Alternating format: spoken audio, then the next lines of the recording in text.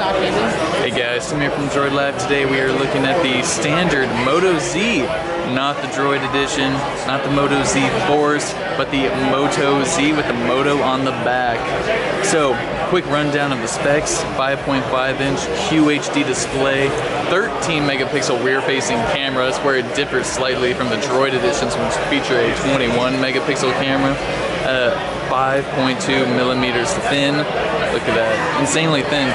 You will notice it appears they strapped a Moto 360 smartwatch to the back, but they did not. That is where that is the housing for the 13 megapixel rear-facing camera, as well as LED flash. On the bottom side here are the magnetic pins, as well as electric pins. That's where the Moto Mods will connect. And then back on the front side here, on the bottom, you have your squared off fingerprint reader. Started seeing the lighting there. On the left side, completely bare. On the right side, volume rocker and the power button. And then on the top, you have your SIM slot as well as noise canceling mic.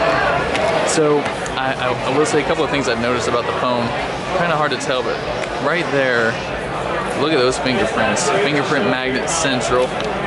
Definitely not the worst thing in the world, but I don't know if I mentioned or not, but it does feature a 2600 milliamp hour battery. It's another big difference between this and the Force, which features a basically 1,000 milliamp hour larger battery, around 3,400 milliamp hours. So.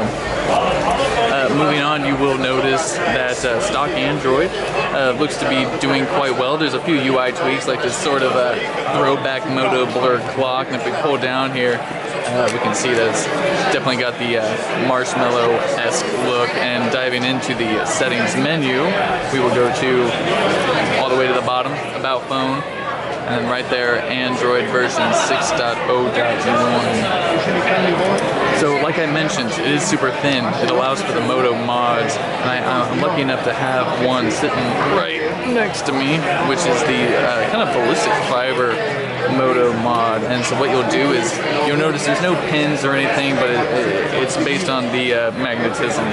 So you've got your central pin right there, and you have this little mail piece right there. So you just stick it on the back. You won't really clip it in. You won't hear any clicks, but you will feel that it is in place. And I mean, considering the phone is only 5.2 millimeters thin, it doesn't really add any thickness to it. It adds a little bit, but nothing too crazy. I mean, you can see in the video, it's still it actually makes it flush with the camera hump. So everyone who is arguing whether a camera hump should be there, then the style swap kind of covers will fix it. And I will say they are style shells, not style swaps, so excuse me. Beyond that, from what I've noticed so far, is that it's pretty bare bones, stock Android. Pricing is unavailable at this time. The unlocked version of this phone, not the Droid edition, the unlocked Moto Z standard will be available later this fall. So we still have quite a ways to go, and because of that, we don't yet have pricing. One day we will. And actually, another mod just opened up that I want to show you. And this is the power pack, the TUMI power pack. And so what you'll do to add a bit more extra battery to it, you'll slap that on. It's all magnetic. And then you'll see up here in the top right that the battery, sort of like an extension pack or an extra power pack has been added. You'll see the battery symbol plus.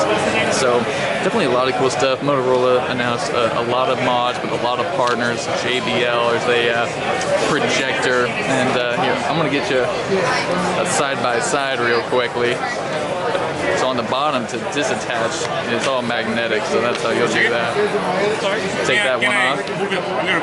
Oh yeah, I'm not fitting. Alright, so in the left here, we've got the Moto Z standard, and on the right, we have the Moto Z Force Droid edition. So, trying to see, it's a little bit thicker. I know it's hard to tell, and it won't focus too well, but it's definitely a lot thinner, I would say, than this guy, but definitely both very cool looking phones. Another big thing, USB Type-C on the bottom, no 3.5 millimeter headphone jacks.